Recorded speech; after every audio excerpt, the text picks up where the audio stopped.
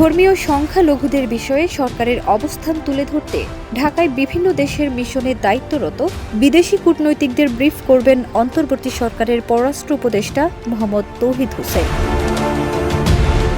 2 December বিকেলে রাষ্ট্রীয় অতিথি ভবন পদ্মায় কূটনৈতিকদের ব্রিফ করবেন তিনি। এজন্য গতকাল সন্ধ্যায় মন্ত্রণালয় থেকে ঢাকাস্থ সব কূটনৈতিক মিশনে চিঠি পাঠিয়ে ব্রিফিংয়ের আমন্ত্রণ জানানো হয়েছে।